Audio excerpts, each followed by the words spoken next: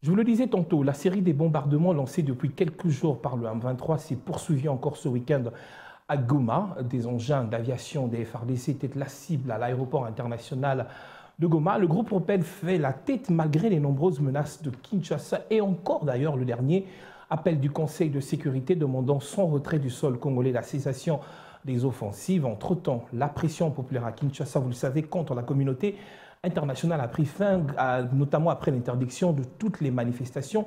Une décision, il faudra le dire, qui a fâché plus d'un Kinois. Certains d'entre eux estiment que la décision de Peter Kazadi n'était pas opportune vu le contexte politique actuel du pays. C'est donc le premier dossier.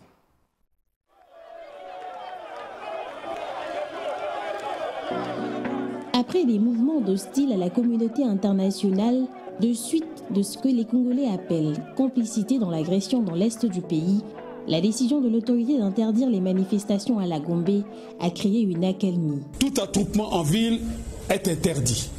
Nous ne pouvons plus avoir plus de 5-6 personnes s'attrouper en ville. C'est vraiment interdit. Donc nous rappelons aux gens de bonne conscience et les gens qui savent écouter que plus rien ne sera comme avant et que la police passe à la vitesse supérieure. Une instruction mal digérée. Les partenaires du pays ont capté le message du gouvernement qu'ils saluent. Le cas de l'ambassade des USA. Je me suis félicitée des mesures qui ont été mises en place et Monsieur le ministre m'a expliqué quelles sont les mesures qui dorénavant vont être en place pour assurer la sécurité des missions diplomatiques et le personnel diplomatique. Au Conseil de sécurité, la réunion sécuritaire extraordinaire à huis clos sur la RDC a réitéré la condamnation aux groupes armés opérant dans cette région. Le CS promet son soutien à l'unité, la paix et l'intégrité en RDC. Des inquiétudes sont alors soulevées ici et ailleurs. Comment faire étendre le refus des filles et fils du pays en interdisant les marches pacifiques des dénonciations? Ce qui est fait, est-ce assez pour renverser la tendance? Les Congolais de la diaspora qui avaient emboîté le pas restent sur leur garde.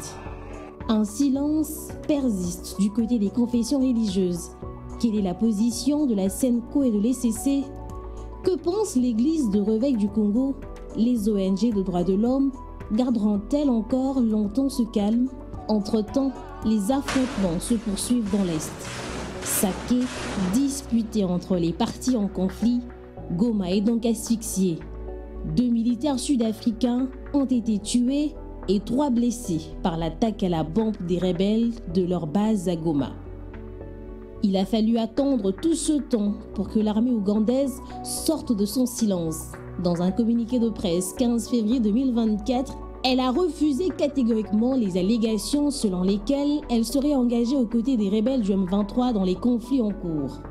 Elle déclare que les images utilisées pour appuyer ces accusations proviennent en une période où ces forces étaient déployées dans le cadre de la force régionale de la communauté d'Afrique de l'Est et non dans la région de Saké, comme le prétend Mulumba. Je mets à défi le gouvernement ougandais. Dieu est vivant.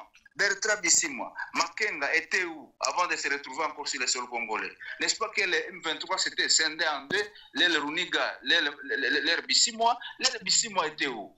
Monsieur Corneille Nanga, il est où maintenant? Les réunions préparatoires de la déclaration de Nairobi que Nanga a fait dernièrement, se sont passées où? Et à quoi est-ce que Museveni joue? Il pense qu'on est tous naïfs, on est tous Congolais de naïfs, il doit se jouer de nous. Nous sommes de la classe, de la trempe de ceux-là qui disent non. Et ça n'est pas ce rapport. Entre ces accusations et contre-accusations, la question de fond demeure. Est-ce que l'Ouganda n'est réellement pas impliqué ni de près ni de loin dans la situation qui prévaut dans la partie est du pays? Le temps saura mieux répondre à cette préoccupation au-delà des éléments détenus par certains. Les atrocités se poursuivent pendant ce temps avec des conséquences réelles dans plus de 800 000 personnes forcées de fuir leur foyer depuis le début de la crise du M23 en mars 2022. Savoir que nous sommes toujours en train de fuir nous fait très mal. Nous nous dirigeons vers Goma. On nous a dit que le M23 était à quelques mètres. Nous sommes inquiets car on nous a dit qu'une personne avait été tuée ici. Depuis le début de février 2024, la situation en matière de sécurité dans l'est de la RDC est devenue plus instable et imprévisible. Les combats s'intensifient entre les forces de l'ordre et le groupe rebelle M23 dans ce coin du pays alors que les forces militaires se sont succédées en vain. Quelle issue à cette guerre? Le grand hic, même si certains observateurs qui soutiennent que la vraie guerre ne se passe pas sur le terrain des atrocités, mais un peu plus loin autour du milieu de décideurs dont certains joueraient un double jeu. Les États-Unis ont été le tout premier pays de dénoncer l'agression rwandaise dans l'est de la RDC. Nous continuons à travailler avec tous les acteurs pour chercher une solution diplomatique qui va permettre la paix à revenir dans l'est de la RDC et la population à revenir chez eux. Cette fois, une donne spécifique prend de l'envol, la guerre de communication. L'avènement de l'Internet ayant accentué la propagation rapide des informations, elles sont alors fabriquées de toutes pièces et répandues dans l'objectif de paralyser, déstabiliser. Maintenant que les Congolais comprennent cette méthodologie, elles se font aussi visibles avec des gestes bien pensés qui disent tout. Il faut faire attention au niveau des réseaux sociaux qui alimentent, et certainement l'ennemi doit être pour quelque chose, les réseaux sociaux pour créer une certaine peur, fragilité dans les esprits. Les léopards l'ont osé, Luvumbu en héros l'a exécuté sur terrain au Rwanda où il évoluait au football. Réponse du loup à la bergère, le pays agresseur ne l'a pas gardé dans son football en dépit de ses performances.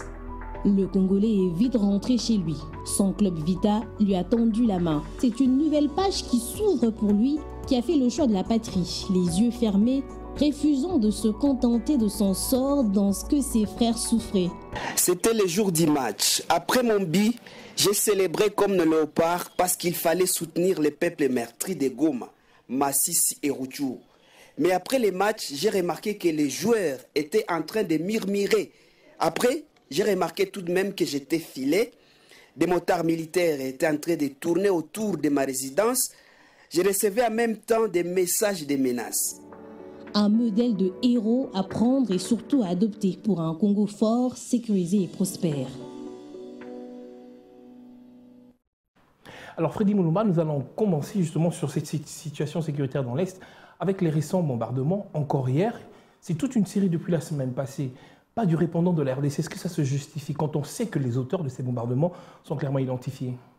Oui, je pense qu'il y a un problème qui se pose chez nous, donc dans la région des Grands Lacs.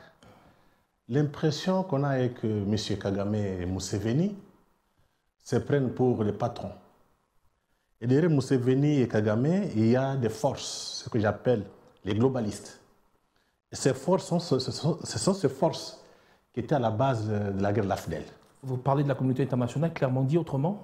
Non, c'est dont il s'agit? La communauté internationale, c'est très flou. Quand je dis les globalistes, c'est bien identifié. C'est plus spécifié. Oui, oui.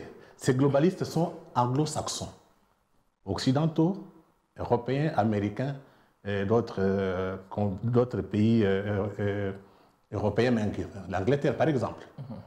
Donc ces gens, depuis la guerre de l'AFDEL, avaient une mission: faire imploser le Congo.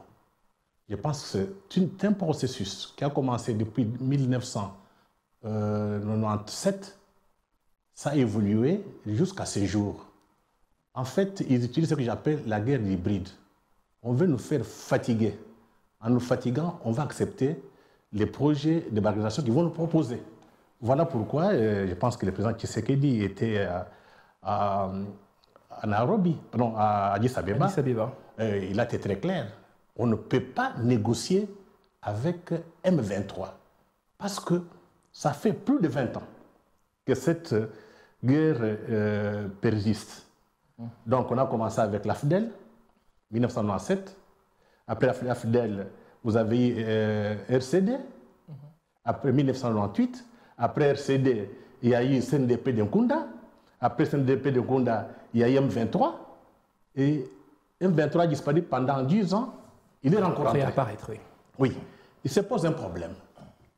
C'est lequel? Qui est derrière? Pour ne pas mâcher des mots, ce sont les Américains. Dans ce que je parle des Américains, ce n'est pas l'État américain. Ce que j'appelle les hommes d'affaires. Les individus. Non, des multinationales anglo-saxonnes qui ont beaucoup plus d'influence sur le gouvernement américain. Je vous prends deux exemples. En 2001, M. Kagame Museveni avait encore occupé l'Est du Congo. C'était sous l'administration George Bush fils. Le secrétaire d'État américain Colin Powell a appelé, non, il a intimé l'ordre à M. Kagame de retirer ses troupes. Il l'a fait. En 2012, Obama a appelé Kagame, retirez vos troupes. Il a retiré et notre armée a mis de l'ordre à l'Est. C'est comme ça qu'on avait défait M23. Une question. Pourquoi aujourd'hui l'État américain est incapable d'intimer l'ordre à Kagame de retirer ses troupes sur le territoire congolais? Est-ce que les intérêts n'ont pas changé? Est-ce que les intérêts n'ont pas augmenté de valeur? Je ne pense pas. L'analyse qu'on peut faire est la suivante. Les gens qui étaient à la base de la guerre de l'AFDEL, c'était l'administration Clinton. La plupart des dirigeants qui sont aujourd'hui dans l'administration Biden ont travaillé avec Clinton. Donc, ils ont gardé des relations particulières avec Kagame. Et Kagame, l'impression que ça donne, a des armes de chantage. Vous savez, quand on pille au Congo, on tue. Les minéraux sont amenés au Rwanda. Et au Rwanda, vous avez des usines qui traitent ces minéraux et ça part à l'étranger, en Chine et ailleurs. Donc, ce n'est pas Kagame qui profite, ce sont les autres, les multinationales. Maintenant, quand on veut condamner Kagame par l'État américain, il y a des pressions multinationales. Ne faites pas ça. C'est ainsi qu'on prend toujours des décisions, on dit, au lieu d'intimer l'ordre, on lui demande de se retirer. Mais ça fait combien de temps qu'on demande de se retirer, il ne se retire pas. Blinken était ici. Ouais. Il a demandé à Kagame de retirer ses troupes. Il ne l'a pas fait. Qu'est-ce qui prouve qu'aujourd'hui, il va le faire? Ça signifie que Kagame a des éléments de chantage sur la classe politique occidentale. Qui met en faiblesse la RDC, qui n'arrive pas à réagir. Du répondant, je le posais tout à l'heure au début. Pourquoi est-ce que malgré ces bombardements, clairement identifié le M23, pourquoi est-ce que la RDC ne réagit pas? Oui, je sais que ceux qui sont en face de nous, ce n'est pas les Rwandais. C'est ça qu'il faut connaître, donc reconnaître. Ce n'est pas les Rwandais. Ce sont les multinationales qui soutiennent Paul Kagame pour piller et tuer les Congolais. Mais ils ont besoin de soutien de leurs hommes politiques, que ce soit en Amérique, que ce soit en Europe. Maintenant, je disais qu'ils ont. Kagame a des éléments de chantage. Ouais. Le premier élément, c'est la corruption. La plupart des gens qui viennent faire les affaires au Rwanda sont trempés dans la corruption. Il est difficile. Si demain, il dénonce Kagame, Kagame peut prendre ces éléments et les mettre sur la place publique et la carrière politique de ces hommes politiques sera finie. Ça, c'est le premier élément. Deuxième élément, il y a les histoires des femmes. Vous savez, beaucoup de gens qui passent à Kigali sont tombés amoureux ou bien amoureuses des Rwandais et des Rwandaises. Ils sont tombés dans un piège. Et vous savez, en matière de service de renseignement, quand vous passez par ces histoires, je ne voudrais pas entrer en profondeur, on peut vous filmer. Dès qu'on filme, on garde. Et quand vous voulez parler, on vous fait chanter, on vous dit, si vous ne voulez pas prendre des positions pour nous, regardez ce qu'on va faire. Donc la classe politique occidentale est tombée dans les pièges de Kagame. Donc Kagame, c'est un homme très rusé. Voilà pourquoi ils sont incapables d'intimer l'ordre à Kagame de retirer ses troupes. Ils sont incapables parce que Kagame détient des éléments, des preuves qui peuvent faire chanter nos amis ici. Ça, c'est des éléments un peu, je dirais un peu, qu'on peut considérer comme une affaire un peu secrète. Mais il faut dire que l'autre élément important, c'est l'Occident a pris Kagame comme les gendarmes de l'Afrique. Kagame donne aux Nations Unies des troupes. Au lieu que les Occidentaux soient présents, c'est Kagame qui sous-traite.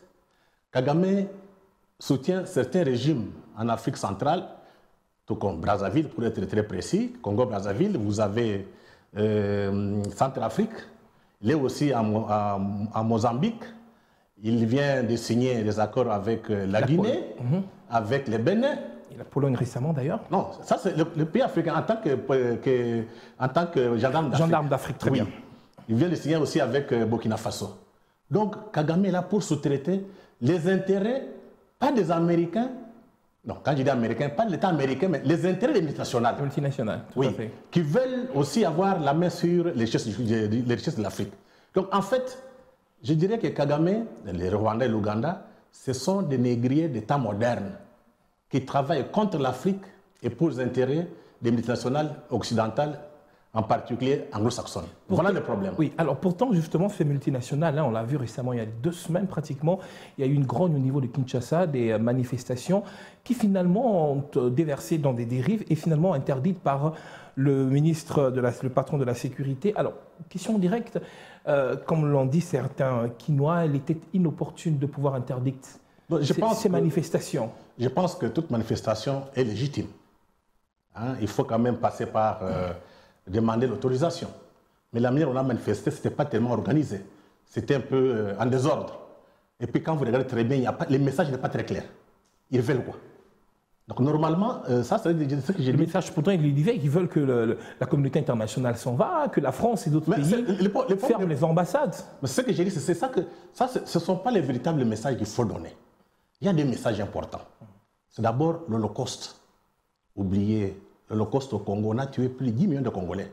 Normalement, les Congolais devraient demander des comptes à Kagame et aux multinationales et aux États occidentaux qui sont derrière ces génocides. Mais comment demander des comptes quand on sait que justement ceux qui tiennent les rênes continuent à piller? Est-ce qu'il ne faudrait pas d'abord en amont commencer par les stopper avant de demander des comptes? J'explique pourquoi. Parce que quand on fait des revendications, il faut que ce soit très clair.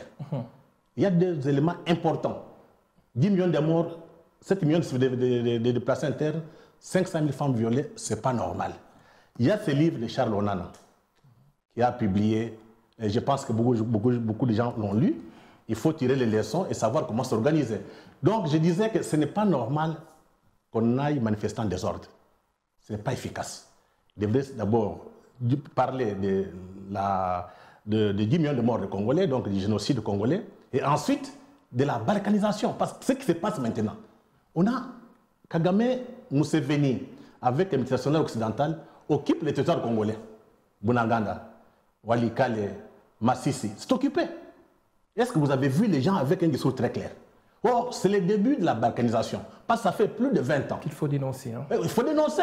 Il faut que la population aille dans la rue clairement, demandant des comptes aux Occidentaux, mais aussi au gouvernement congolais. Mais justement, est-ce que justement le gouvernement, Peter Kazini, ne devrait pas plutôt chercher à encadrer ces manifestations plutôt que de les interdire? Parce que finalement, ça fâche la population. Non, interdire, il faut qu'on demande l'autorisation. C'est important. Nous voulons un état de droit, il faut qu'il y ait de l'ordre. Il faut demander l'autorisation. On ne peut pas vous refuser. Demander l'autorisation, aller marcher. Que fait ce qu'on a fait là? Ça discréditait même l'action. Si aujourd'hui nous mettons 10 millions de Congolais avec un message clair, je pense que l'Occident va comprendre que le peuple congolais est debout. Mais la manière dont on s'est comporté, ce n'est pas efficace. Un message clair comme d'ailleurs celui que vous lancez, hein, il faudrait que c'est une campagne Holocauste au Congo dans la balkanisation du pays. De quoi il s'agit? Non, en fait, ça fait plus de 25 ans qu'on tue les Congolais et l'Occident ne parle pas. Les médias n'en discutent même pas un mot. Et ça fait plus de 25 ans que l'Est du Congo échappe à l'État congolais, donc le gouvernement central. Donc il faudrait que la population se mobilise. Donc c'est une façon de lancer une mobilisation générale contre les génocides des Congolais et contre la balkanisation, pour que les dirigeants politiques aient des marges de manœuvre pour négocier. Parce que l'Occident ne comprend que les rapports de force. Les rapports de force militaires, les rapports de force intellectuels, mais surtout, quand l'opinion est mobilisée, les gens reculent. Vous avez vu que l'ambassadrice est partie voir le président, elle a vu Kazadi, le ministre Kazadi. Ce n'est pas par hasard. Parce qu'il a su que l'opinion pèse beaucoup plus. Chez eux, ils le savent très bien. Ils ont intérêt à écouter l'opinion que fermer les yeux et les oreilles. Pour le moment, je pense que les Congolais doivent comprendre, nous sommes en guerre. La guerre est déclarée. Est-ce que vous pensez que les Congolais ne le comprennent pas, ne le savent pas? Mais justement, on a vu ces manifestations. Est-ce que vous pensez que c'est plutôt l'étape d'incompréhension de la situation sécuritaire ou plutôt une faiblesse? Non, je pense qu'il faut une organisation. Je vous prends quelques pays. Et rapidement, en 30 secondes, avant de prendre le Oui, vous voyez les pays tels que Burkina Faso, les Mali, tout comme les Niger, tout est bien organisé. On ne casse pas. Mais les gens protestent avec des messages très clairs. Donc si vous voulez que vous soyez entendu sur le plan international, Ne cassez pas, ça ne sert à rien. Qui pour organiser par exemple justement ces manifestations? La société civile? Normalement, c'est la société civile qui doit organiser, parce que la société civile représente la population. Justement. Mais ça doit être encadré par l'État pour qu'il n'y ait pas de casse et pour que ça soit efficace, que les messages aillent à l'extérieur, parce que ce que nous faisons ici, c'est un message qu'on doit à l'extérieur. Parce que généralement, on dit les Congolais aiment les femmes, la bière et la musique. D'ailleurs, pour preuve, on prend Bunagana, Fally Ipupa fait un concert au stade des Martyrs, c'était plein. Encore plus, il y a eu encore des morts. Les gens meurent pour la musique, mais ne sont pas prêts pour mourir. Pour le pays, donc c'est dans tous les sens de votre campagne, nous allons y revenir. Hein. Ouais. Nous allons prendre le deuxième dossier.